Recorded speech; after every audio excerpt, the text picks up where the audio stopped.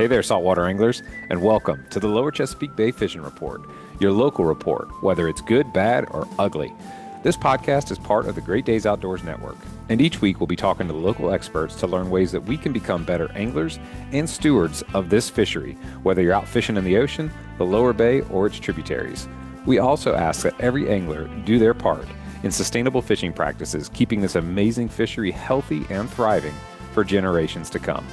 Spring is here, and the water in the bite is warming up. So let us take a minute and hear who's bringing us this week's show, and then we're going to jump into the report and find out what's going on. It's time we talked about catching some serious savings. Imagine harnessing the power of the sun to cut your energy bills and having a roof that's built to last. Convert Solar and Roofing specializes in top-notch solar installations and durable roofing solutions that stand up to the toughest elements. Their solar panels are designed to maximize efficiency, and their roofs are built with premium materials to ensure long-lasting protection. Whether you're out on the water or at home, their expert team ensures you're covered. As fellow anglers in the Lower Chesapeake Bay, the team at Convert Solar and Roofing cares about both sustainable living and sustainable fishing. So reel in those savings today and visit www.convert-solar.com or call 757-44-SOLAR.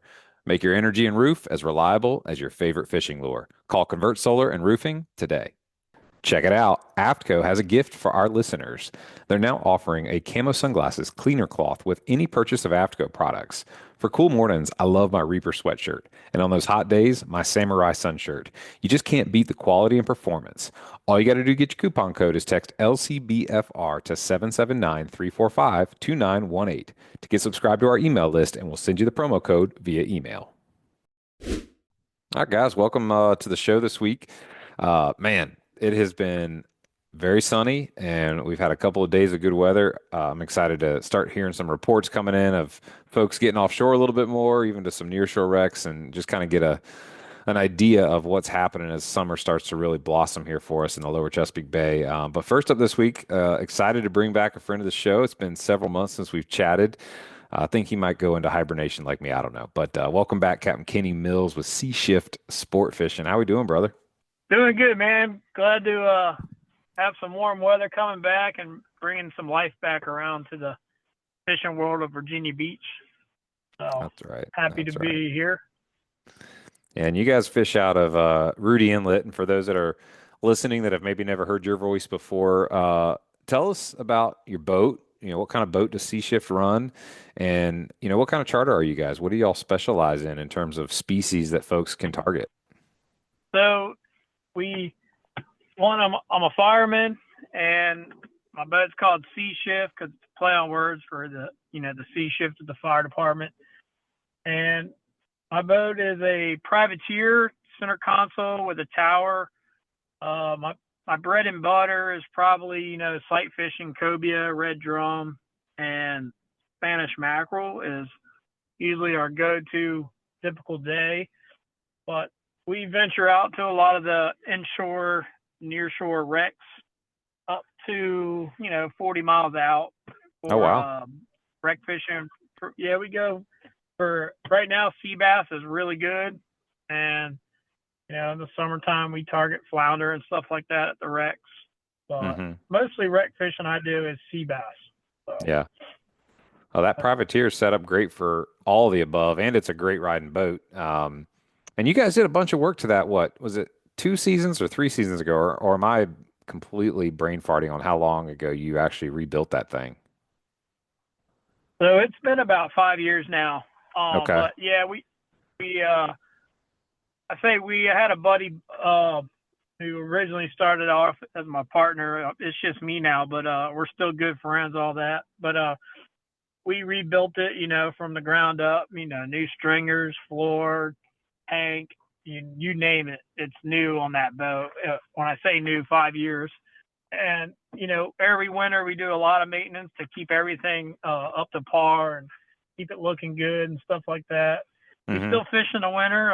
We even chase some of the bluefins this winter, even going down to Hatteras and stuff. But I try to keep real good care of the boat and keep it nice. And it is an awesome boat. A privateer, if you've never been on one, they're very stable for the tower. So when you're up there, there's no pucker factor, and when it's a Yeah. little rough out there, you feel real stable with it, and Yeah.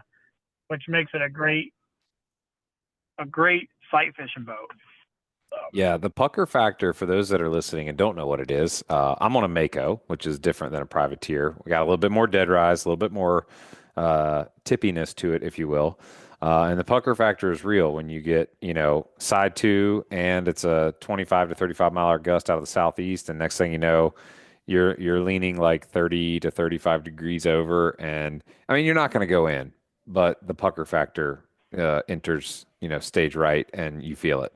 Uh, it's not a good feeling. exactly. But that privateer is Yeah, definitely a little bit more of a stable platform with the way that they're built, with that, kind of flat bottom in the back. I think they're a little bit wider than the old Makos, and so all those factors together, set up for a great, fishing platform. And then obviously a it great is. It captain. really is. Sam Rust Seafood, your locally trusted source for premium wholesale seafood. Servicing customers from Hampton Roads down through the Outer Banks, Richmond, and surrounding areas, including Fredericksburg, Charlottesville, and Lynchburg, for over 80 years.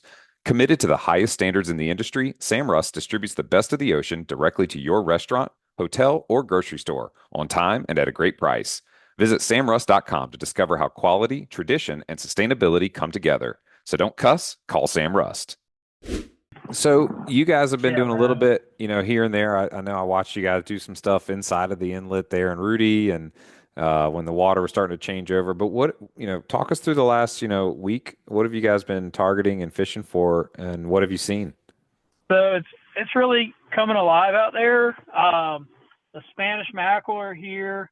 We've even got some bonitos around that are, bonito mackerels, not to be mistaken with bonitas, but the bonito mackerels are really delicious fish, like sushi grade. Well, you catch them the same way as the Spanish, so it's been kind of cool seeing those come over the rail. And we've been doing the sea bass. We've had a little wind, so that's been hit or miss as far as getting out to where they are. But the cobia have showed up, and each day, they're getting more numbers of those, but every day we're seeing them.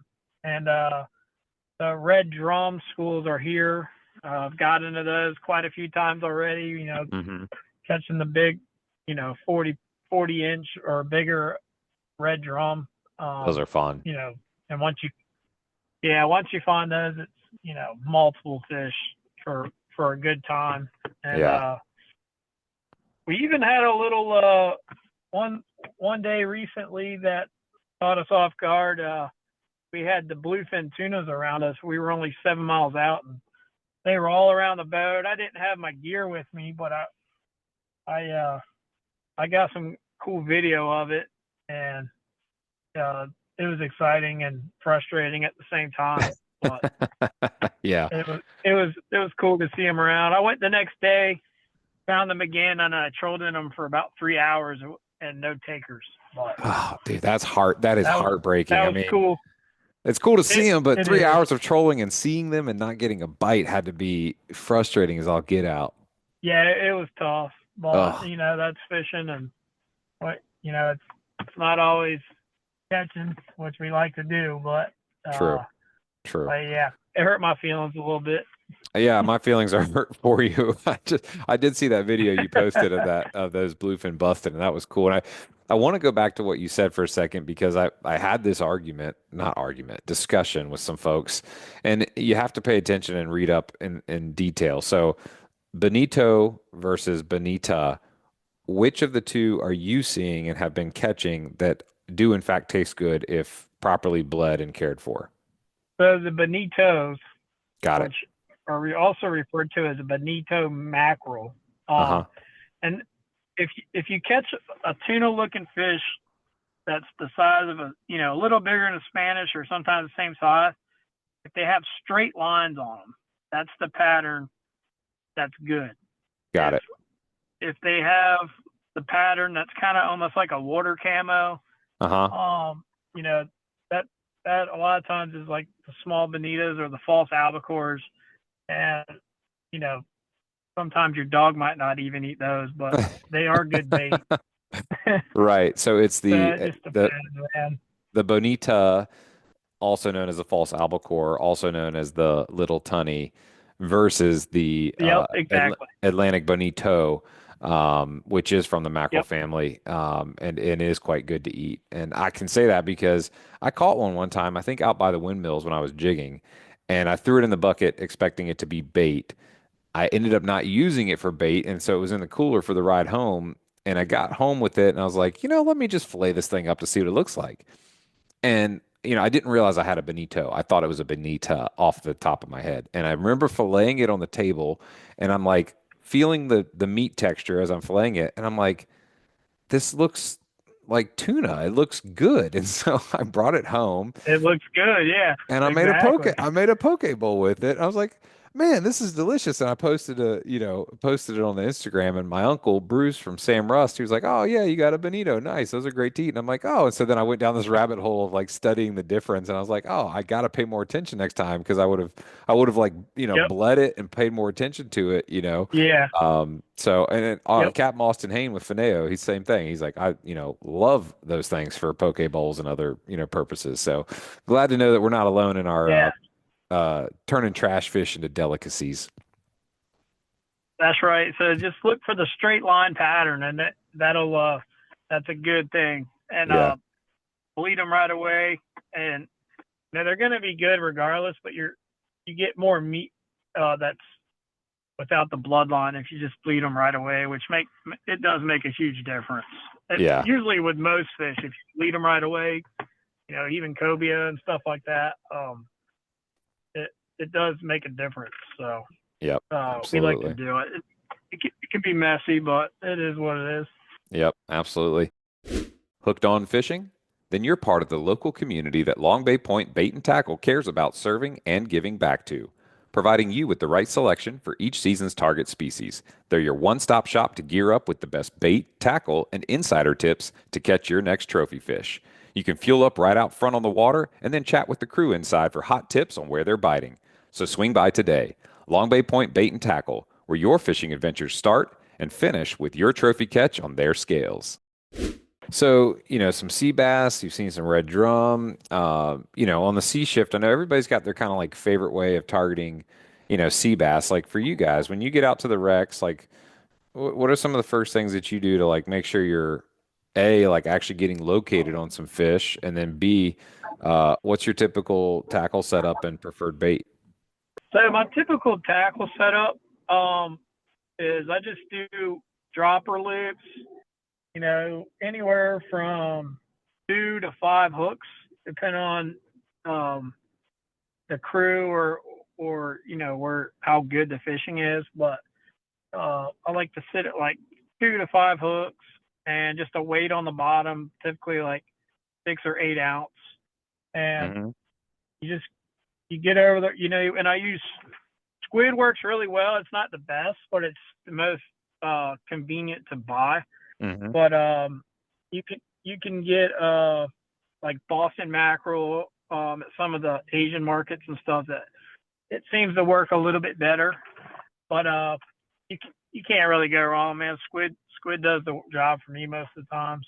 And but yeah, just drop it down. You just get over the wreck, and if you get you're marking the wreck with some fuzz on top. I like to say Hmm. a lot of time. Then you usually got some fish. So we drop down, and you don't if you don't catch anything good within about 10-15 minutes, we usually go to the next one. Okay. So So you will abandon pretty quickly that's if you're not. about it's. Yep, it's usually honestly within the first 20 seconds that if when you hit that bottom, if you're not hooked up 20 or 30 seconds, um, you kind of know right away, like, this might not be it. And then sometimes it changes, but usually it's pretty fast. Like you're probably going to the next wreck or you're going to be staying. So So when you see the fuzz like you're talking about, are you are you drifting or are you dropping a wreck anchor? Like what level of commitment are you giving to uh, a wreck before, moving on? And how are you targeting it So once you're on it? I have spot lock trolling motor that is, God's gift to fishermen. But so I get over the wreck and I turn my trolling motor on and electronically anchor. So I am sitting still. Oh, nice. And I don't typically drift for sea bass. I will fish sitting still, and then if it starts slowing down, I might move like 20 feet and do it again, and then do it again. Now, if you're just trying to get a feel for it, then you can drift. You can catch them really well drifting too. I like the ease of sitting still with the trolling motor. It also allows me to fish or help out. So it frees me up. And then you can just kind of, with that spot lock, you can move a couple feet at a time and literally work the whole area you're sitting on. Or if you're switching to like flounder or something, then I do drift for those. But typically, you just sit there, man, and wear them out till they quit biting. Move a little bit and do it again. And if it slows way down, you go to the next one. That's good to know because I mean, it's having the trolling motor sounds like a huge, benefit. I imagine you lose a lot less tackle that way too because you're straight up and down versus, dragging something at a 45. And then just being able to like see something on your machine that you like and being able to like drop it right there and fish that spot, and find out what's directly beneath you. So many times doing a drift, you're just kind of like dropping and praying versus being very targeted in your approach. Um, you know, Exactly. coming up, we've got more sea bass season. We've got the cobia season starting in the middle of June. What would you say, if you were to look at your 2 to 3 week look ahead, what would you say is going to be your primary area of focus on your next couple of trips? So my next trips are um, still focused on sea bass. Um, we like to hit them hard since the cobia. You can start catching them right now, but it's still catch and release, and the drum are catch and release always. But Yeah. if someone's looking to fill their cooler, we stick to sea bass for till about June 15th, and then after that, we switch over to cobia. I will say my phone does actually ring more than expected to catch the big red drums. Oh Um, yeah. so if it's not a meat trip, we probably will be looking for those red drums right now because they are coming. One, there's a bunch here, and then there's still some moving up from the south. So that's just really good right now. Like if you That's go out awesome. there, it'd be rare not to find them. Right, right. That makes sense. Well, it gets me excited. I know it's going to get the listeners excited. Anyone that, if you own a business, if you've got a group of guys from your church or your poker club or whatever, getting a group of guys together and go take a charter is one of the best ways that you can make a memory and have some fun doing it while also supporting a great local business. So if folks are listening and they're like, man, I want to go check out that privateer, I want to hang out with Captain Kenny for the day, what's the best way for them to contact you and book a trip aboard Sea Shift? They can check me out on Facebook, at Sea Shift Sport Fishing, Virginia Beach. I'm also on Instagram, just fishing Captain Kenny, and they can give me a call. It's my number. I'll say it twice, so if you're listening, you'll hear it the second time. But it's Mm-hmm. 757-681-1099. That's 757-681-1099. Awesome. Well, Captain Kenny, That's thank it. you so That's it, much. man. That's what I do. Absolutely. Well, Yeah, thank man. you for being on the show, man. It's always a pleasure having you. Yeah, anytime. Thanks for having me. Awesome. Well, we'll be talking with you soon. Look forward to hearing some good reports. Folks, that's going to wrap up a great report from Captain Kenny. Hope you guys enjoyed that. Stick around for some words from our great sponsors, making this show free for you each and every week.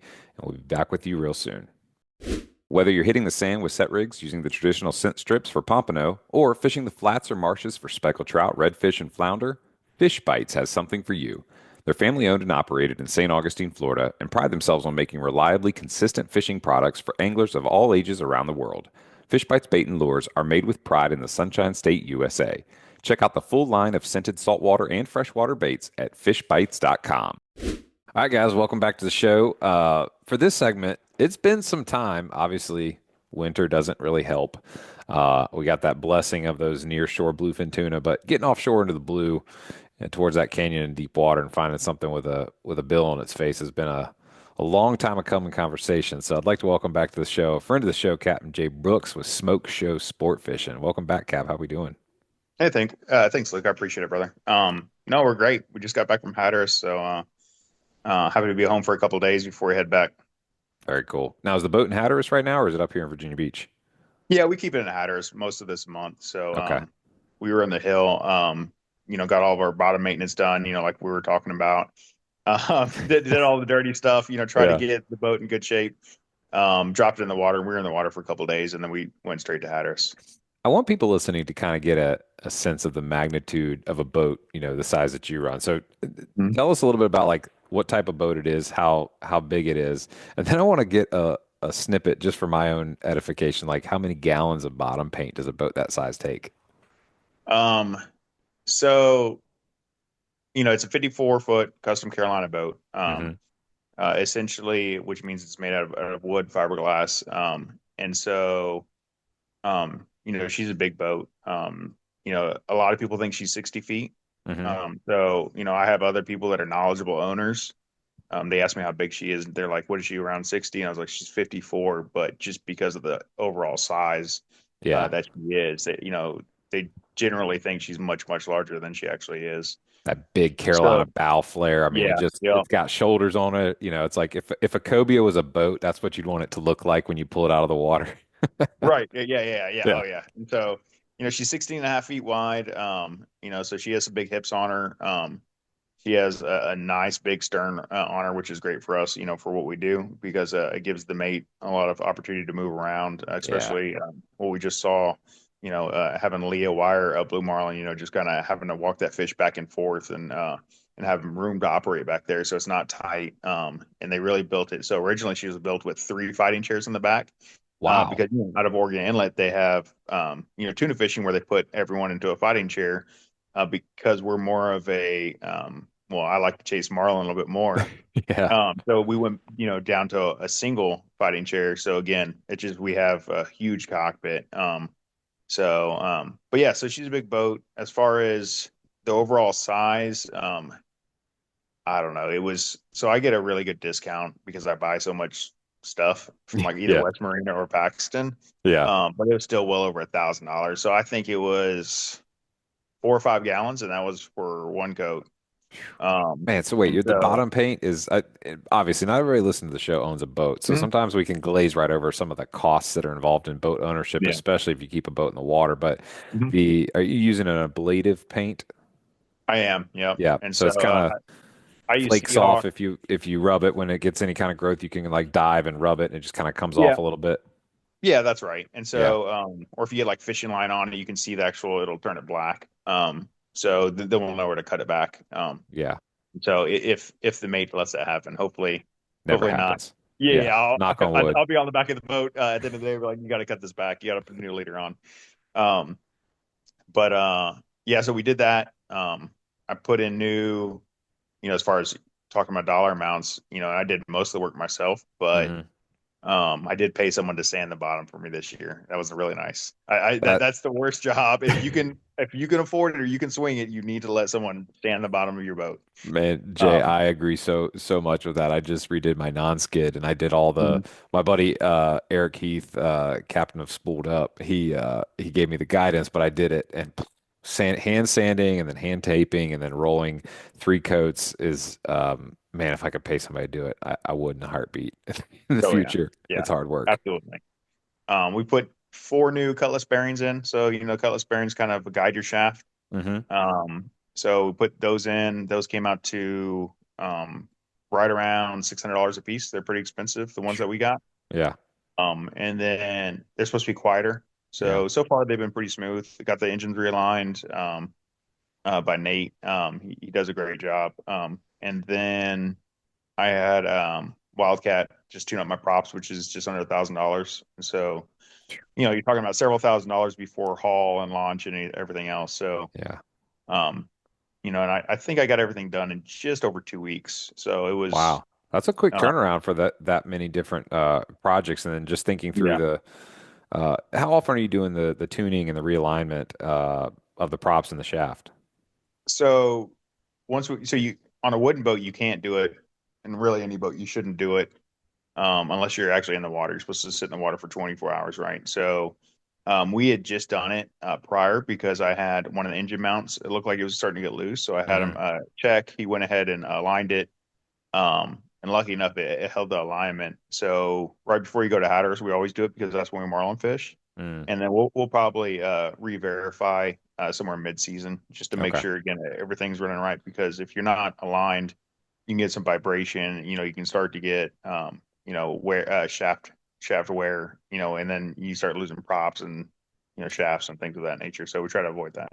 Or worse. I mean, I was over at Caps Boatworks the other day and talking to Connor Caps about a boat Mhm. that hit their yard that sank in its slip, and it was like a 35-foot boat, with an inboard Mhm. outboard, and it was or sorry, stern drive, and it was not aligned properly, and eventually Mhm. uh, completely severed and opened up a huge hole in the bottom of the boat, and the boat filled Yep. with water, and avoidable if the alignment was done. So Yep. it's obviously expensive maintenance, hearing what you're talking about, but the consequences, obviously make it worth Yeah. doing. And Yeah. on a boat that size too, besides like that kind of exterior maintenance, like what else goes into prep going into the season for getting a boat like that ready? So I'll change out all my fluids, filters. So it comes out to right at $1,000 for oil change. Hmm. That's for both engines. But you're putting over 5 gallons of oil in each engine. Your filters, um, they have it where there's no knockoff filters, so you have to buy all your filters from Cat right now. And so Oh, we buy. I mean, and the engines have been great, so don't get me wrong. So you buy all your filters. You can't go and be like, oh, maybe I'll get the cheap spin on or something like that. It's not like that. And okay. um, so by the time you get done, it's well over $1,000 if you do it yourself. That's if you pay someone, then you're going to pay them roughly $100 an hour to do your oil change. So there's that. I always have my electrician check stuff. I always have typically a list by the end of the year. Hmm. So he came, like, installed Starlink. Again, like, that's fairly simple, except if you don't install something correctly, then you have shorts or you're pulling too much power. And so on a larger vessel like mine, because we have freezer, AC,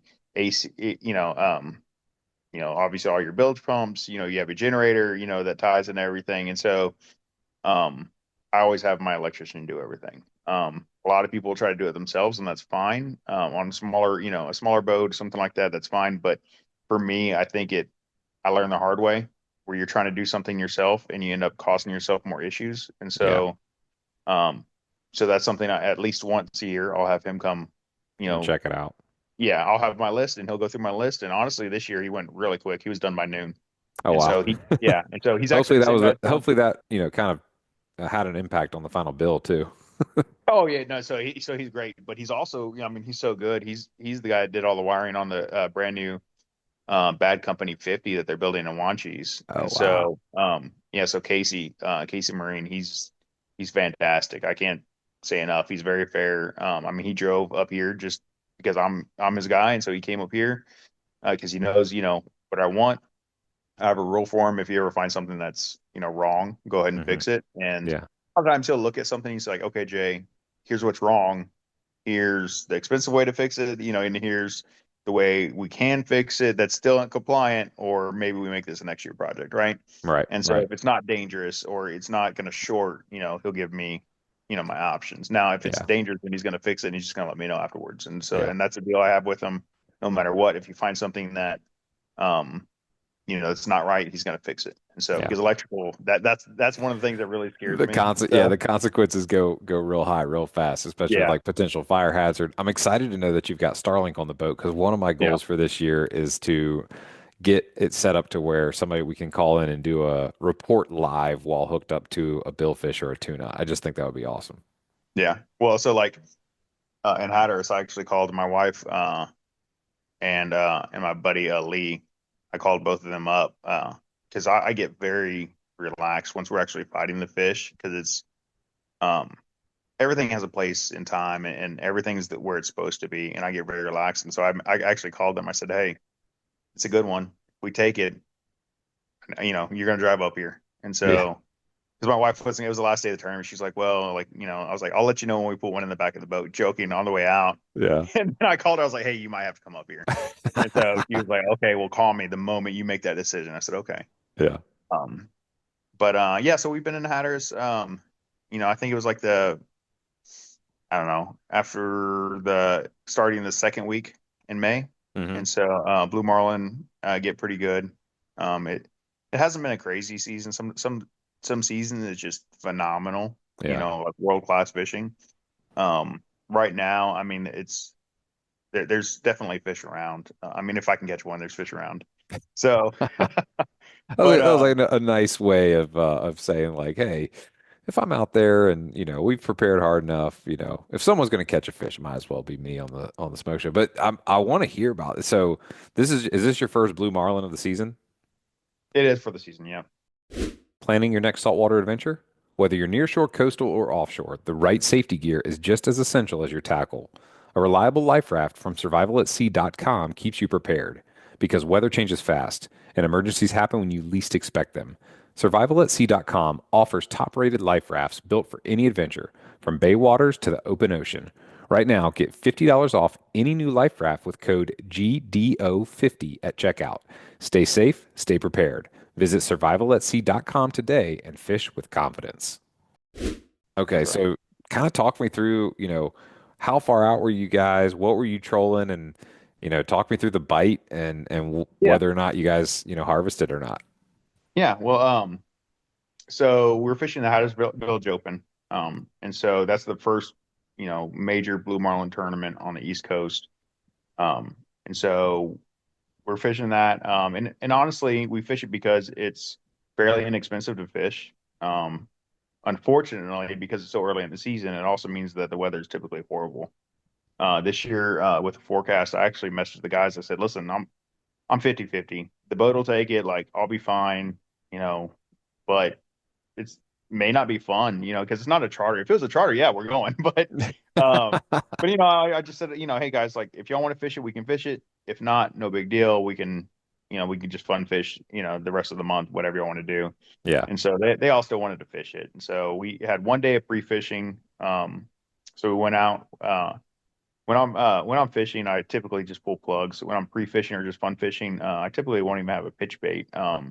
It's honestly lazy of me. But I'm out there to catch a big blue marlin, and that's what I want. And so, we're again, your typical like black bart, lures that are 15 inches long or so. Hmm. Um, and then we can go more into lures after a while if you want. But so I typically run four lures, and then just watch your spread. So I'll have two dredges, two teasers, and four lures out, and that's what I'm running. So the first day we missed a sailfish on the left long. Is What's so funny is I have a terrible memory, but I can tell you about every bite. Like if you tell me like a fish, I'm like I can Yeah. tell you about every single bite. I can tell you what he bit. I can tell you, You exactly remember the you location. remember what you pay attention to. That's what I've Yeah, been learning lately too. But were you guys in the sailfish category for the tournament? yeah. So it's overall points, and so Okay, that was the got first it. day. We weren't. That was not tournament. We were just out there trying to make sure that we all had the right idea of who was Tuned going to up. be where and Yeah. who was going to do it. Yeah. And so and then so our first day of the tournament we went again very rough. We missed a white marlin on the left long. Also came up, uh, hit a plug, and it was just too windy for us to have any dinks out. And so sometimes we'll put dinks out. So it stung it, jumped, and pulled off almost immediately. I didn't even call it in. Mm. There's no use in saying, "Oh, I hooked up," just to turn around and say, "Oh, I'm not hooked up." So Right. did a couple circles, but that was it for the day. We were right next to some really, really good boats that caught a lot of fish. Those were sonar boats, but again, it doesn't matter in a tournament whether they have a sonar or not. Not in this tournament, so you can't enter an extra category when it comes to Ah, that. So got it. the second day, I was kind of driving myself nuts because we were next to the boat, another boat that was just crushing it. I mean, just almost a double slam. I mean, and we are just and I'm up here. I'm like, we're doing everything right. We're in the right spot. Clearly, Right. we just got They're to drive catching. over the right fish. Yeah, yeah. I mean, Yeah. exactly. So, we ended up catching a white marlin that day, and so caught a white marlin. That day it wasn't blowing so hard, and so ended up having some dinks, and I saw him come up on the left long. So I called downstairs and said, "Hey, he's on the left long." Leah went over, dropped it back right as the fish got to the dink. Perfect hook. Got everything in, backed up, got our release. So that was And good. dink baits, remind our listeners and me what a dink bait is. A small ballyhoo. These are actually peewees. And so really, either small or peewee size ballyhoo, and Okay. then you got a simple hook rig on it. Got it. So like we use like the ringer swivels. It helps with your hookup percentage, or it's supposed to. And so it just has to be calm enough for us to run those, because if it's super windy, they'll get blown all over your spread versus your Hmm. big lures that have cup faces or plungers, or they're pretty straight tracking. They might wobble, or they might dip and dive, but they're not going to kind of drift all over your spread versus the super light bait. It's kind of getting pushed all around. So Right. That makes um, sense. so we're able to do that. That was the second day of our tournament. And then, I mean, I was pretty down. I mean, I'm not gonna lie. Like I try to act like I'm not very emotional, but whenever I'm tournament fishing, I feel like I'm just getting sacked up, and like it's just Yeah. like, man, these guys are just, and it's even worse because we were in the right spot. We were not never out of position. So you're watching guys like, at one point we had a photographer with us, and he took a picture of like three or four other boats that were catching blue marlin. Like he loved it because he's getting all this content. Yeah, but you're But like, I'm I'm not just out here to be the photography exactly, vessel. I'm here to be the yeah, catching yeah. vessel. And so I don't know what it was about the last day. Um, I looked at him. I was like, we're gonna get our bite today. Like you could Gut feel it. feeling. Yeah. Yeah, you could feel it. I was like, we're gonna get our bite today. Just everyone calm. Like, and so I was in a pretty good mood because I was like, we're gonna get it. Like I talked to Leah, our mate, and she was like, yeah. She goes, we're gonna get it. Today's the day. And so she's a little bit more positive than I am. But if I'm positive about it, that's a good, it Then means it's going to be something. really good. Yeah, Yeah. yeah, that's right. And so, um, again, my wife wasn't going to come to down to Hatters. I told her, I was like, hey, I'm probably just going to drive up at the end of the day. Once we get back and clean the boat, I'll probably just drive home. It's been a long tournament, been away for almost a week. And so she but I joked around in the morning on the way out. I texted her, because she's still asleep when I'm on the way out. I said, when we put one in the back of the boat, I'll call you so you can come down.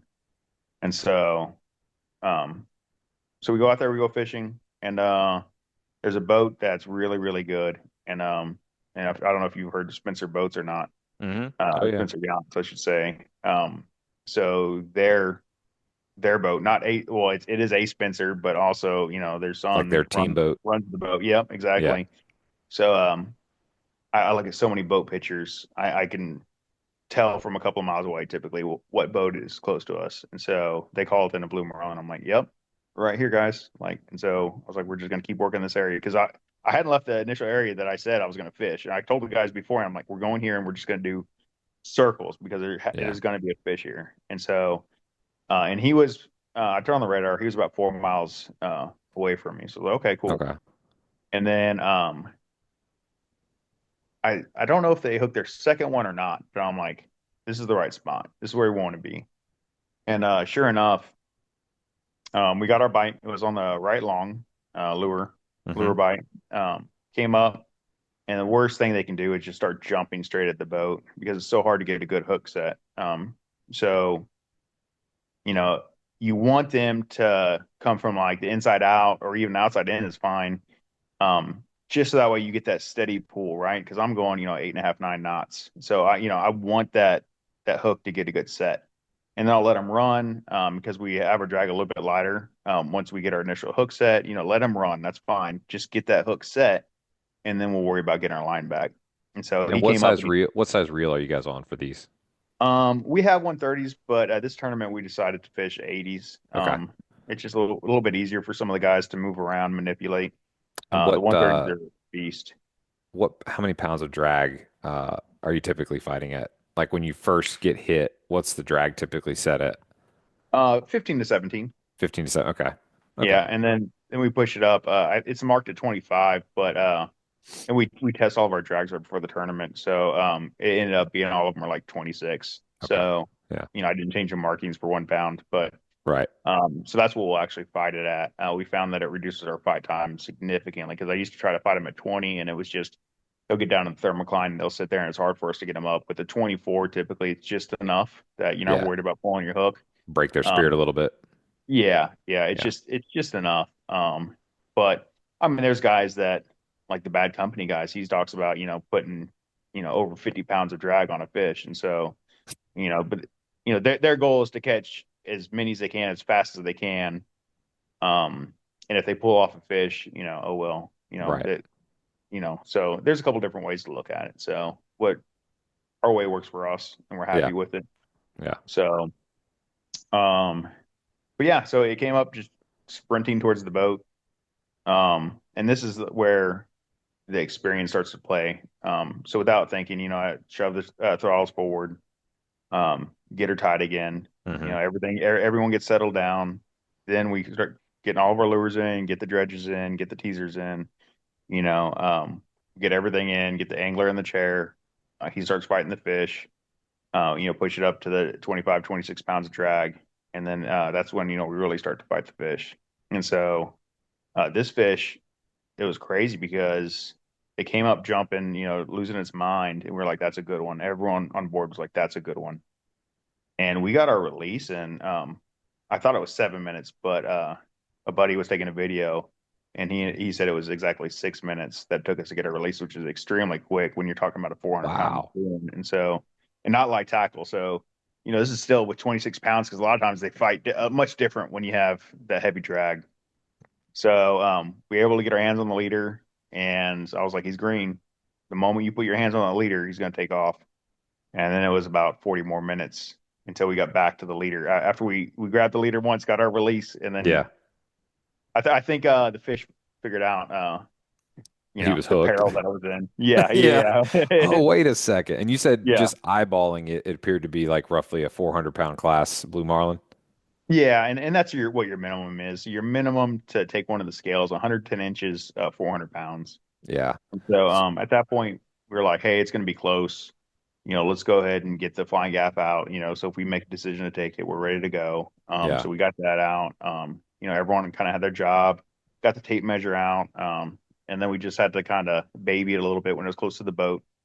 And we got it up next to the boat, and we got a decent measure on it. And my initial reaction was, let's take it. And then it pulled off some more drag. It was kind of sitting, away from the boat. I was looking at it, and I was like, get another measurement on this. And so they got another measurement, and it looked like it was probably 4 inches short or so, but it Mm. was really, really thick. And so, typically if you're 110 inches, you're going to hit that 400-pound mark. So we're like, well, Does it have to be both 110 and 400 or no, it's 110 or. or Yeah. So, or? so yeah, if it's close, it'll still count. And so, um, I'm looking at it, and I'm like, okay, it doesn't do us any good with this fish if we kill it because they weren't in um the proper category, right? So they were in a category where if you killed the largest, that they would pay for that. However, even if it's a qualifying fish, it wouldn't pay anything. And so I didn't want to really kill a fish that's not going to, pay anything just to, Right, you know, knowing that probably a 600-700 pounder ends up taking it and you're right. like nowhere near that, so it doesn't, Yeah, coming well, in and with a there's like a 580 on the board already, and so we knew it wasn't 580. yeah, It was a gorgeous fish. Again, and just about everyone on the boat agreed that she was easily going to be 400 pounds. But again, I don't want to kill a fish like that just so I get my picture. And granted, it'll be qualifier. They'll give me the sign. You will stand there. We'll all be smiles. We'll have beers. It'll right, be great. And that's really our goal is to, eventually one day do that during a tournament. But we want to do it the right way. And right. um, so popped her off. Um, and then that was really it. And so, immediately I'm like, oh, well, maybe we should have taken it, because you Yeah. know, The the instant. buyer's remorse kind of thing. Yeah, yeah. Yeah, but I mean, What we did if? right by the fish. Yeah, It was the right call. It just, I think, you're hoping that it's going to be bigger than it is, and right. but Especially when you've so waited that long for the bite and actually gotten the bite. And yeah, that no matter what you say to soothe yourself, if you are Mhm. back in that moment, that's a tough, tough call to make. Yeah, yeah, because I mean, everyone was going to celebrate, and like you bring in a qualifying fish, you're going to celebrate. Yeah. And even if we weren't going to win any money from it, I'd have my wife come because that's it's so It's still rare that we special. actually kill Yeah. one. Yeah. Yeah. Yep. And so, like I said, I called, my wife, and I called, one of my best friends, Lee, and I was like, hey, like, just so you know, and my buddy Lee was talking to his wife. He goes, hey, I might have to trap to Hatteras. She was like, well, you have the T-ball game to go to for his kid. He goes, you don't understand. This is like the World Priorities. Series. Yeah. He Yeah. was like, this is Yeah. like the World Series. Like I'm not trying to miss it. I'm not leaving Yeah. until he tells me. Yeah. I'm like, but he was like, this is the World Series for us. And Yeah. so, um, anyway, I mean, it's good. So we were happy. I mean, ended the tournament on a high note. But so I mean, but that's marlin fishing. I mean, there's going to be days on end where you know, You zero meat grind. fish. Like we literally caught two fish. And Yeah. that's when you're pulling plugs. That you're going to get that a lot. Where Yeah. hey, that's what you're looking for, and that's what we found. So. Looking to protect your dock with materials built to last? Shoreline Plastics has you covered. As leaders in composite marine dock pilings and building materials, they engineer solutions that stand the test of time. Their EcoPile is the ultimate composite piling designed for longevity and eco-friendliness, ensuring your dock remains strong for years. And if you need a quick fix for worn pilings, try Snap Jacket, a durable solution that restores and extends their life. Visit shorelineplastics.com to discover how you can elevate your next marine project. Shoreline Plastics, where durability meets innovation. It's still exciting to hear, a blue marlin getting caught, period, because that's the first that we've gotten to talk about on the show this year. And I know that that's what you know, when you get to sit around and like plot, like, what do I want to really go do on my boat? It's go target a blue marlin. So I'm stoked for you guys that you got to go enjoy fighting one. Yeah. Oh yeah. It's well, there's a couple of quotes, but I think the best quote was by Randy Ramsey, who founded Jarrett Bay, was essentially something to the effect of, "You catch a man his first blue marlin, he'll sell everything he owns to catch the next one." And so, and I can so I've never actually caught one, and that's what surprises most people because I feel like if the boat catches one, we catch one, Yeah. and we do pretty well. When we're targeting blue marlin. But so I've never reeled one in, and everyone's like shocked. And I'm like, well, every time the boat catches one, That but counts. Yeah. yeah, it's true. It's 100% true, and it's really boring until it's really not boring. hmm When it's not boring, it's I'm insane. I'm trying to think of the right analogy, but like to really drive home what you just said about like the boat catching one versus the person sitting in the chair. Hmm. Like definitely not trying to diminish the Hmm. critical importance of the person sitting in the chair doing everything right that they have to do right. Hmm. But everything that led up to that hook purchase in that fish's mouth is Hmm. 100% on the captain and the mate and the boat. The prep work, the study, the experience, the getting located. I mean, there's just, again, not taking anything away from the angler in the chair, Right. but the angler in the chair is like when, the cake is done, it's been iced, the candles have been placed, we're about to sing, happy birthday or congratulations Hmm. on your wedding or your retirement. And then like the person in the chair is like, just go light the candle. I just need you to light the Yeah. candle, like now we can Yeah. celebrate, because the candle's lit, but there was a whole lot of other stuff that made this moment happen before we were lighting the candle. Again, I knew I would just butcher the analogy, but I had to think of something to like really drive home. Like for your boat to catch a fish, 100%, you put that notch in your belt that you caught another blue marlin. Um, Well, yeah, and so like Leah, my mate, she goes, "You're the most relaxed when we're actually like catching blue marlin, like when we're marlin fishing, because like when we go catch like bull reds off the beach, and she's on the front of the boat, like there's a lot of yelling, getting the boat in the right spot, making sure she sees what I want her to cast at, there's a yeah, lot of I don't want to say angst, mayhem. but yeah. And so, but with marlin fishing, to me, everything has a place, everything has a time, and so I'm calm enough that I can literally, make a phone call while we're fighting the fish. And I'm like, hey, like this is what it is. This is what may happen. And so my mate, she brought that up last year after the tournament season. She goes, that's the most calm you are is when we're fighting a fish. And I never really thought about it until this year, until I was like, after I made my first phone call, I was like, that is kind of funny. I'm like Well, that yeah. I can like, oh, I'll make a phone call right now, like of all times.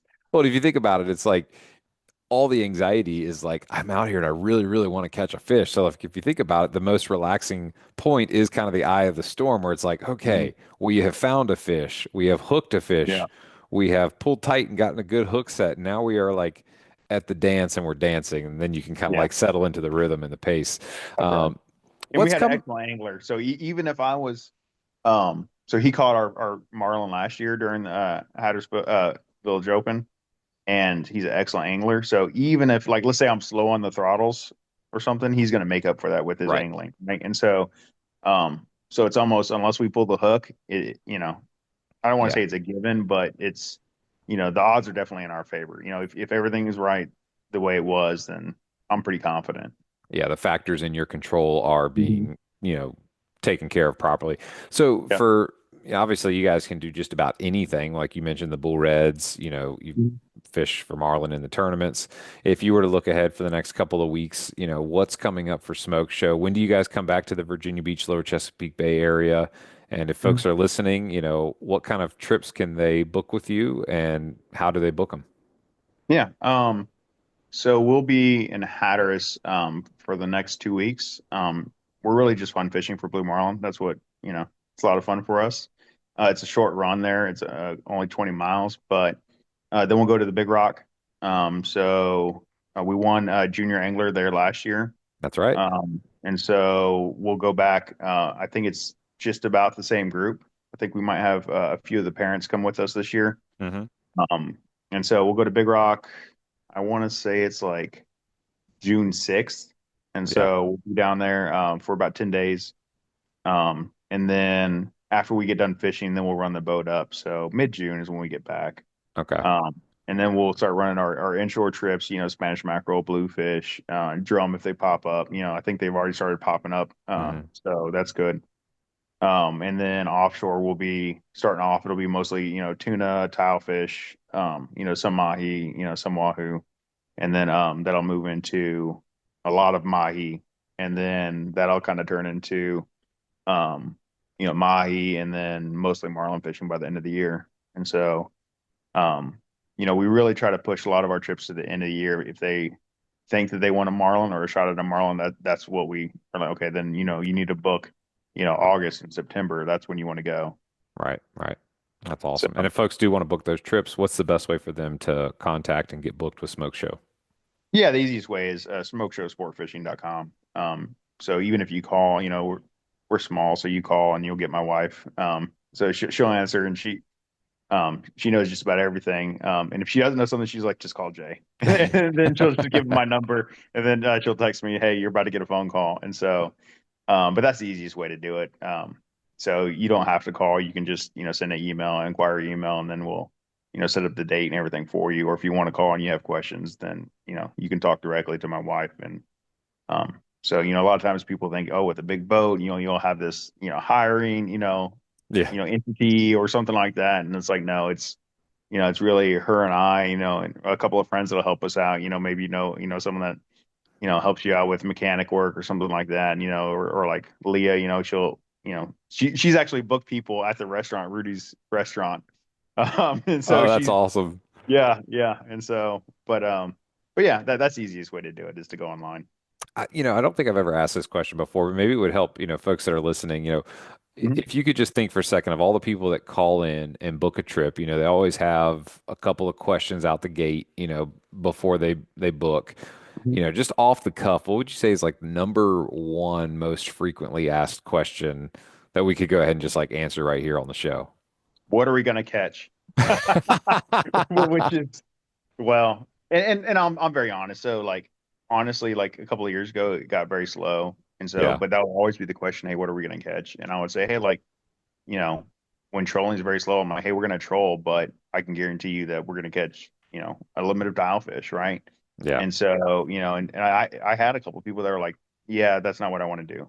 And so, okay, that's fine. And so, we'd go ahead and cancel the trip, no big deal, because to me, it's much better to be honest with people, Yeah. and because those are the people that are going to come back, because now you're not just trying to, get that quick money grab. You want them to have a good time, because if they're Right. not having a good time, it's not worth it. Yeah. It's And you not don't want fun to, for us to be out there either. no, you don't want to spend 8 hours on a boat with somebody trying to keep up with a lie that you're going to catch something that you're Right, not going to right, catch. exactly. So, but and again, I kind of went over like the seasons, right? And so, you Yeah. have tuna, mahi, wahoo, something like that, and then it turns more to bottom fishing and dolphin midsummer, and then that turns into more of marlin fishing, and then we can bottom fish anytime though. So, um, but yeah, so that's the first question, and then everyone always asks, what do I need to bring, and that's just whatever you need for the day. So drinks, food.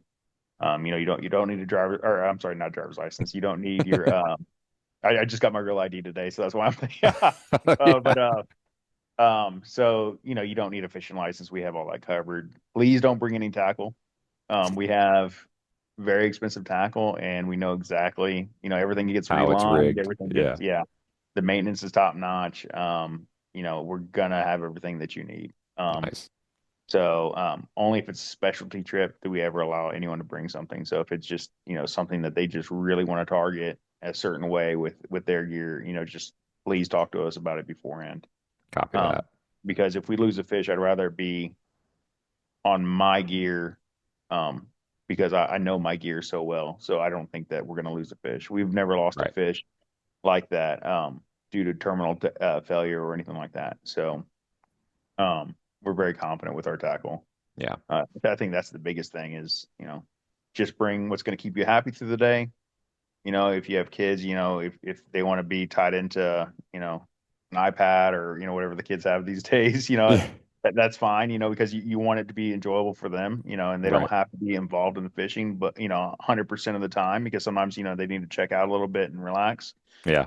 But again, it can be as interactive as we want it to be. So, even on our inshore trips, we were just talking about it. Leah will actually start teaching the kids, how to clear the lines and, how to do everything. And by the end, she's just watching the charter because they're doing all the fishing off the bat. Oh, that's awesome. And so, it turns out it's just significantly more fun than them just reeling in a fish.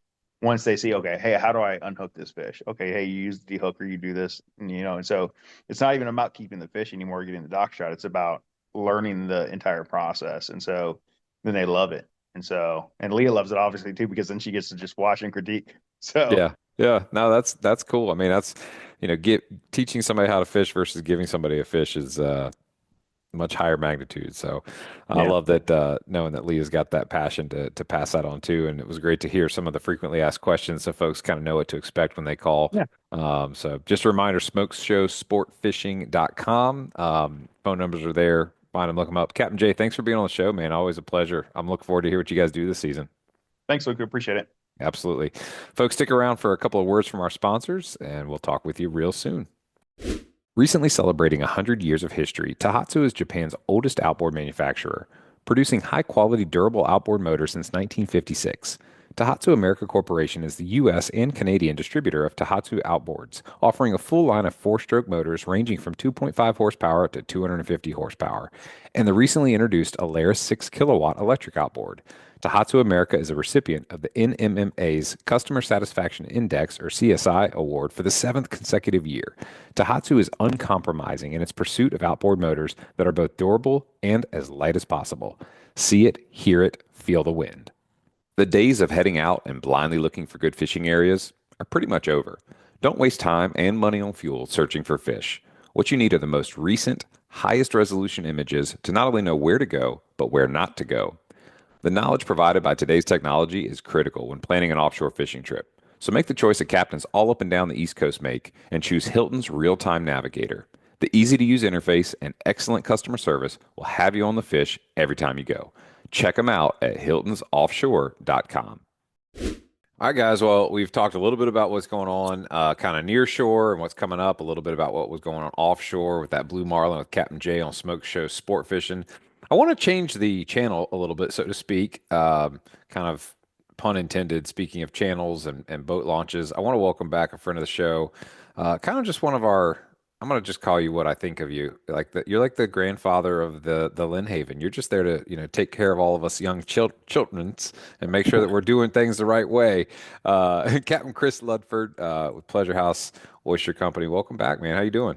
Doing great, doing great. I'm humbled. There used to be a whole pile of people that I, felt that way about. And anyway, we're all in this together anyway. But yeah, everything's going well, and glad to be back. Glad to hear a lot of great fishing going on. And Yeah, yeah, it's picking up. I kind of think of you as like a mentor. You've been fishing this area for a long time. You've seen everything under the sun in terms of changes economically, geographically, um, and the fishing itself. And I think we can all stand to tune our ear a little bit and listen when you speak and share about some of these things. And I know you've worked hard to keep some things viable for recreational fishing and commercial fishing alike. You're definitely a respecter and steward of the resource. So I want to hear what's on your heart, man. What's going on? We got Memorial Day right around the corner, which is historically crazy in Lynnhaven Inlet. What's on your mind these days? well, I got to tell you, it's the boat ramp. The boat ramp there at Crab Creek's on my mind. Um, I've been asked, and I've asked to help with a committee that's forming. I've had two council people reach out to me, Virginia City Council people, and there's just some things afoot, and some complaints and some things going on around the boat ramp. It's got me a little concerned, and that's probably the biggest thing on my mind these days. Well, when you think about a resource like that, I think with anything on this planet that we enjoy, it's always good to kind of get a little history and context to understand and appreciate the value of something that we enjoy today. Whether that's modern aviation or, modern transportation, like a lot of hard work and things went into, to make it what it is. And so, take us back. Like, Yeah. why do we have the Crab Creek boat launch and what did it take to get it to where it is today? Yeah, well, it goes back to really 75, 80. Things really started, people, the whisperings of having a public boat ramp, a free boat ramp in Lynnhaven and Virginia Beach. There really wasn't, there was Cobb's, or not Cobb's, but yeah, Cobb's had a boat ramp at Little Creek. Mm-hmm. And then, you had Bubba's. Mm-hmm. And I don't even know, you had a boat ramp at 64th Street at the park. And that was it. And people, Bubba's was the only show in town, and there was 4 lanes at that time. The back deck wasn't there. Okay. My memories really start probably around 83. But it was in the early 80s that we started talking about, hey, we need a bigger ramp. We need a free ramp. We need a 24-hour, free ramp. And, it was a large number of people that started, talking. It became a whisper, and it was a roar, about 1990.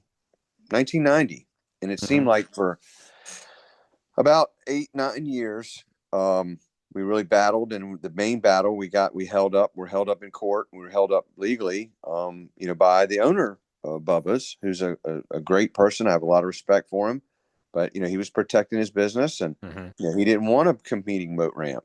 And hey, I can't blame him. I'm not here to talk, about him or what he did, other than to give you some background and some legacy information. But anyway, once it was decided that we were going to have this boat ramp, it was agreed that it would be a fee-based ramp. It would be 24 hours. It would be, year-round open, and but it would have a fee, and that was also to appease, competing businesses that didn't want to compete with the government. And they argued in court that the government couldn't do something for free and, run them out of business. So anyway, we got that ramp in 2001. And, in the beginning, it was fishermen that fought for the ramp. Fishermen wanted the ramp. Fishermen used the ramp. Unfortunately, flash forward, how I feel about social media and internet. Yeah. And the flotopias and the booze cruising and there's now we have this user group that is not fishermen. I call them the joyriders. And they are not fishing. they're just riding, and they're, Instagramming and selfieing themselves and each other and taking pictures, and they're out on the water because they've seen that in Florida, and now they want to do it here, and it's made the boat ramp a busy place. So Is it a safety issue at all? yeah, I mean there's some safety issues, and yeah, because of by and large, and I guess this is just anecdotal, this is my opinion, these newer boaters, and they're not fishing motivated boaters, are less educated, and they're less trained, they're less water wise, Mm, because I just don't think they have a motivation other than just getting out and riding around. right. So I think there is a little bit of a danger there. The crowding is a danger. But that's, yeah, I mean, some of Well, that. I jokingly ask about the safety issue because I think if it wasn't for the joyriders, a large portion of the qualified captain would not exist. That Yeah. whole Instagram account. Oh, yeah. There's a lot of accidents that happen because of negligence and lack of on-water training. That's why local companies like Freedom Boat Club, for example, you want to go learn how to be a safe boater, go be part of the boat club first. You're going to go through extensive training on the Yeah. water, in the classroom, etc., because it's a very high hazard environment if you are not being cautious. And the number one, I would say, anecdotally, the number one contributor to things that end up on qualified captain or end up with people in the hospital are typically alcohol related on the water incidences. So you combo, joyriding, long days in the sun, lots of adult beverages, and maybe mix in some lack of experience with docking or trailering or this, that, or the other. And you have some incidences, but that's kind of beside the point. You go back to the boat ramp, for example. If I'm hearing you correctly, its purpose and like all the hard work and sweat equity that went into getting the funding and turning it into a reality. Its intent was 24/7 availability for saltwater fishermen. Absolutely. I mean, it was a minuscule, there was no presence of anyone else working on that project. It was fishermen. It was fishermen, fishing families, and Mm, people. That's who drove that train, and that's what made it a reality. And that's why in the beginning, if you had a saltwater fishing license, you had a cheaper rate than if you didn't. right. And I'd like to see that come back. I'm going to cut right to the chase. Hmm. I know you're going to get into later, and you always steer the conversation well. And we'll get to it in a minute. I'll try to cool my jets a little bit, but what what do we need to do, kind of things. But we'll get to that, I'm sure. But yeah, Well, go ahead. It was all fishing. It was fishermen, mainly recreational. yeah, Yep. and I mean in 2001, I think you said the effort started in the mid 80s, early 90s. It was, Oh, it was early. The whisperings and the need was 80, even maybe okay, late 70s. And got it. but it really got traction around 90, 91. And it was like I say, that 10 years was a really hard fought battle, Hmm. by fishermen, Yeah, yeah, period. yeah. Yep. And fishing clubs. Upgrade your waterfront with Killer Doc's premium dock furniture, built to last a lifetime in marine conditions. Crafted from marine grade aluminum with a protective anti corrosion coating, it's tough enough to handle the elements while providing unmatched comfort. Featuring sunbrella cushions with fast drying, removable covers, our furniture stays securely in place even in storms. Choose from cabanas, club chairs, love seats, tables, and more to create your perfect dockside retreat. Durability meets elegance at Killer Doc. Check out the full collection at killerdoc.com today.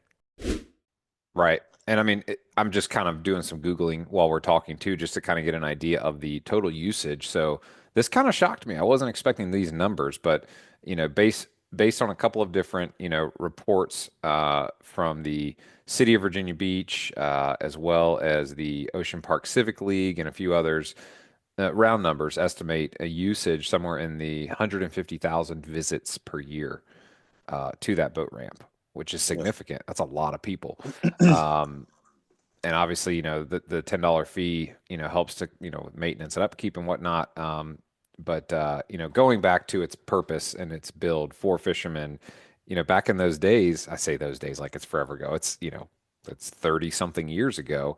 We didn't have, 7 or 8 waterside restaurant slash hangout, party locations along the creek there. There was just the Duck Inn, and that was pretty much it.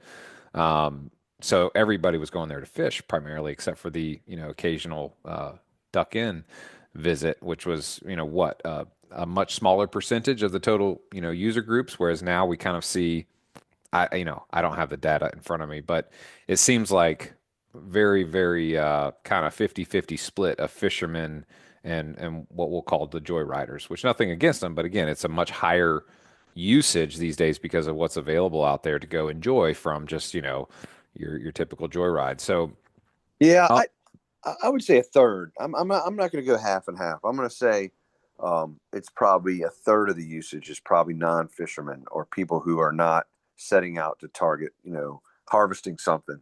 right. But I'm not sure it's quite 50%, but it's a very how should I put it, colorful third. So Got it. Yeah. It's a lot of excitement. And, I was yeah. thinking about this before the conversation too, because there's been, some discussion about, I asked somebody the other day, I said, hey, when's the last time you've seen somebody pulled over by, Marine police inside of the Lynnhaven? And they kind of scratched their head like, I can't think of it, and it used to be a little bit heavier presence, upholding no wake zones and no BUIs and things like that. And, when we don't have that authority sort of imminent, people are more likely to misbehave and do whatever. And it is such a slippery slope when you start drinking on a boat. And as a captain, you got to take responsibility first for yourself and then everybody else on board. When everybody's coming back to the boat launch and they've had a good day and lots to drink, again, I've personally seen, the fights, the screaming matches, and it's just not a healthy end to what's supposed to be a positive, experience. And then we fast forward to middle of May, coming up on Memorial Day weekend, which is one of the highest, volume days of the year, which leads into our busiest season of the year. Like, where does the conversation go from here? How do we start stewarding the resource better? And what's the thought, for the future in terms of how do we give the resource the respect it deserves and not potentially misuse it or abuse it? Yeah, and you're talking about the resource. When you say that, you mean the ramp, The ramp, yeah. that facility. Yeah, yeah, that's the big question because it's definitely peak times are really ones that are causing the problems, and for example, one of the biggest complaints right now we're getting from the neighborhood is people are being turned away because the ramp is full, and they're driving into Ocean Park, which is, if you've ever seen it from, look at it on a map, it's very, there's a lot of sharp turns, and Yeah. it's circles that cross shore drive and go out in circles from the center. But anyway, they're, people in these boats and trailers are, going across corners of mailboxes and flower beds, and, they're just trying to get out of there because they've been turned away by the facility being full. And a lot of them are, going through the neighborhood and causing damage, Right. because they're big boats. So, I don't know. How do we answer that? I mean, before this is over, I'm going to strongly urge people, this coming weekend, if you come down there on Saturday, Sunday, or Monday after 1 or 2 o'clock, you need to know you're not going to be guaranteed a launch. Right. Period. That Yep. we've got to say that, Luke. That's my Yeah. request of you. Oh, is I've that, seen it. Yeah. The ramp, it might even be sooner than that the day, it might given be. given the weather, you know what I mean? Yeah. Yeah. I've got friends that are like, hey, we want to be out there and enjoy the sandbar. So I'm launching at 7, and then my family's going to meet me at, 10:30 because he just Right. wants to make sure that he's going to have a spot. Because there's only, I think, what, 88 spaces or something like that? Yeah. I don't. Yeah, and you're talking about for trucks and trailers, or for vehicles Yeah. and For trailers? truck Yeah. and trailers. Yeah. Yeah, that makes sense. I can't. I don't have the number right off the top of my head. Yeah, I've But got it right here. 88 boat trailer spaces and 102 car spaces. right. Um, And so then, okay, so let's talk about those car spaces. So now we've got the how should we put it?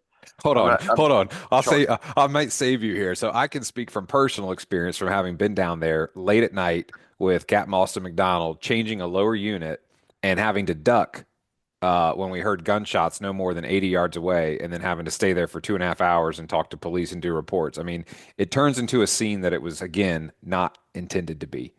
Sure. Okay. And let's go one further. We also have the charters. I don't know whether, call them what you want, the charters that are parking using the boat ramp for their parking. Because right now, for a business, an entertainment business, especially restaurant or tours in and around the water, the biggest variable, the biggest headache is parking. Where do you park your clients? Yeah. And it's there's just none. And so we've got 2 or 3 operations that are meeting their clientele at the boat ramp and then picking them up, and taking them out on joyride charters. Mm-hmm. That's what I'll call them. Most of them are not fishing, although I hear there are a few fishing charters that are doing this. So now you've got, even the parking spaces are being used, by businesses that some people think should pay more. Mm. That's an answer.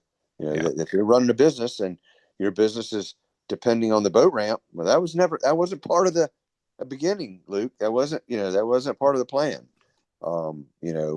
This was for the citizens. This was for John Q. Public, person who trailers their boat down after a hard week's work at the Ford plant or the Navy Yard.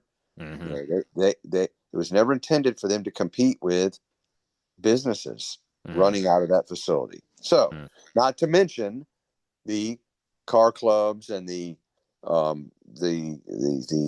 groups that are getting together and unfortunately causing mayhem with like you were saying that part of it. Yeah, right. there's a whole bunch of stuff here. Yeah. Tired of battling salt corrosion on your boat, trailer, and reels? Meet Salt's Gone, your ultimate solution. This powerful, instantly acting chelating agent tackles salt and brine with ease, featuring corrosion inhibitors to protect against future damage and surfactants for a thorough clean. Salt's Gone is pH neutral, making it safe for all boat materials: metal, glass, paint, vinyl wraps, and more.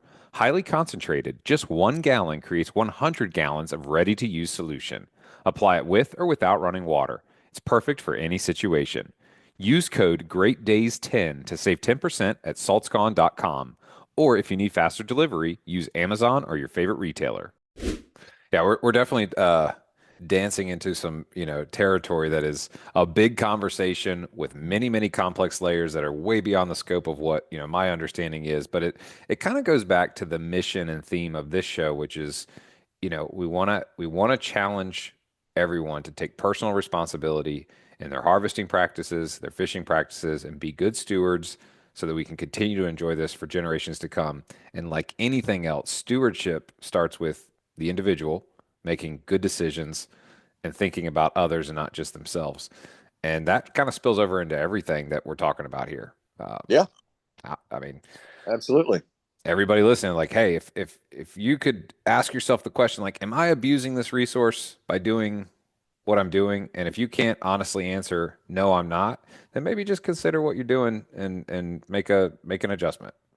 Yeah. Yep. That's it. If we can, the quickest way to promote change is from within and say, hey, what small part can I play?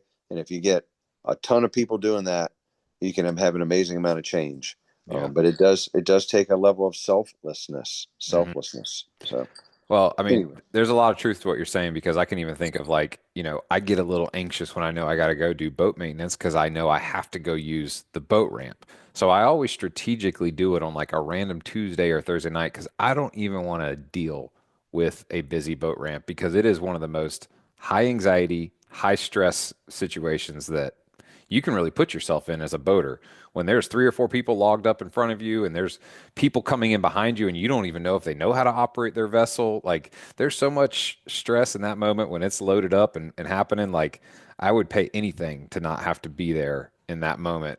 So back up a little bit, back to what we talked about. If it was being used more primarily for its purpose, it'd be a little less stressful, because it's like, hey, these are all other fishermen. There's a little bit higher level of respect. We know that we're coming back in from a long day of fishing, not necessarily a long day of drinking.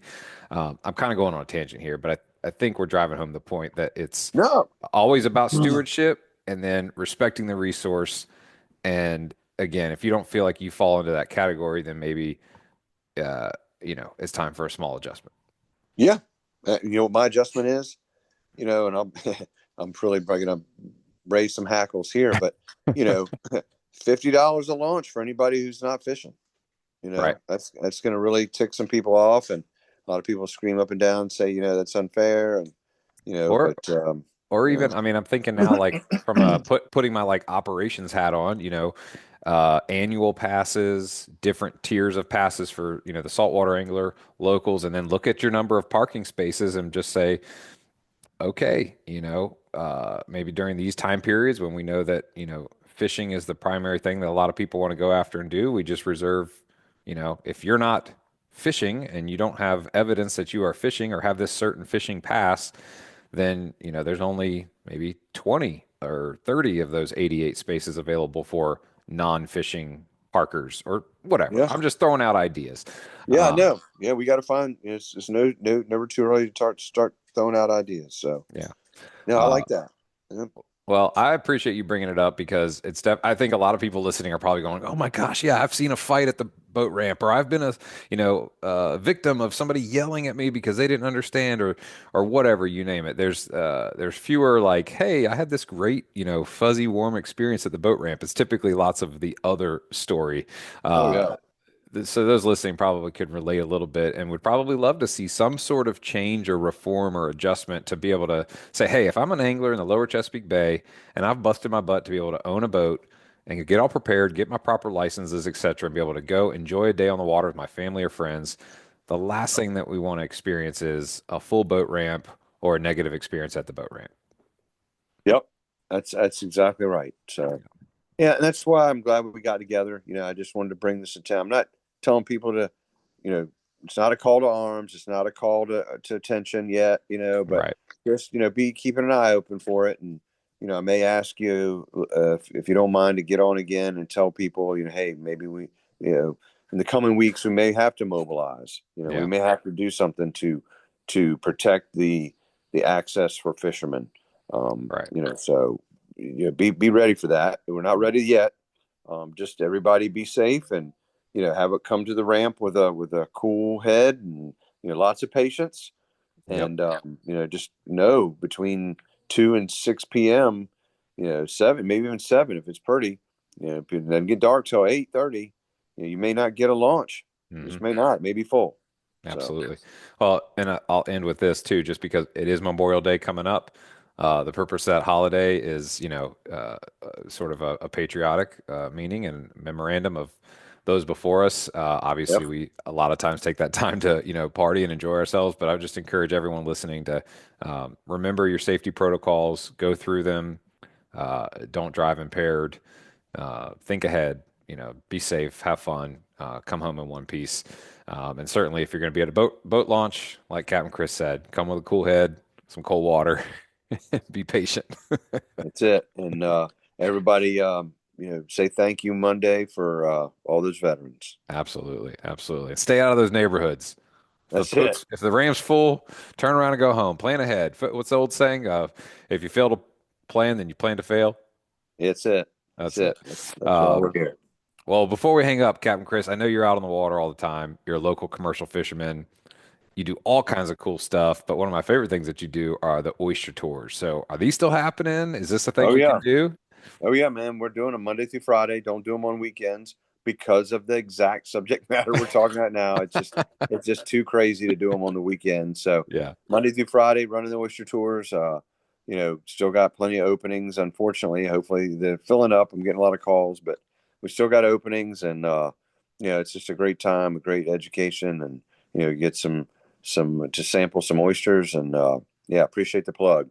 Absolutely. Those are local oysters that you guys are planting, growing, Yep. caring for, and then I think you mix in some cool stuff like some local wines and cheeses, and it's a whole experience. That's it. Awesome. Yep. Yep. If folks want to get up with you to book that, or maybe even a fishing trip, what's the best way for them to contact you and get And that just on by the books? phone, Okay. 757-663-6970. I'm old fashioned. I don't do email. We're all drowning in a sea of email. So the number's on my website, pleasurehouseoysters.com. I think the number should be there, my cell number. If I don't answer you, I'm either in the water or on the water, and I'll get back to you. Yeah, that's Awesome. That's the way to go. All right, buddy. All right, man. It's always a pleasure talking to you. I kind of want to like bestow like this crown on you, the keeper of the Lynnhaven. Oh, Like to no, me, you're like the no. keeper of the Lynnhaven. I know you're too humble. You're too humble. But No. again, all jokes aside, I really value the time and the wisdom that you're sharing with us young folks who are now the next generation that have to be as responsible as you were and take those steps to make sure that it's taken care of. So thank you for being an advocate and passionate and sharing. Always a pleasure. Yeah, great. Let's get together and talk again in the future. Absolutely. Well, folks, that's going to wrap up a cool conversation with Captain Chris, learning a little bit more about some history of the local Lynnhaven area and the Lynnhaven boat ramp there at Crab Creek. Please take a second to listen to a few words from our sponsors, and we'll look forward to talking to you next week. Did you know every 40 seconds, someone has a heart attack or stroke? In that moment, every second counts and every critical decision matters. Air Medcare Network's air ambulance providers can provide life-saving care directly to those in need at a moment's notice. With 320 locations across 38 states, they're the largest air ambulance membership network. Rest assured, they've got you and your entire household covered.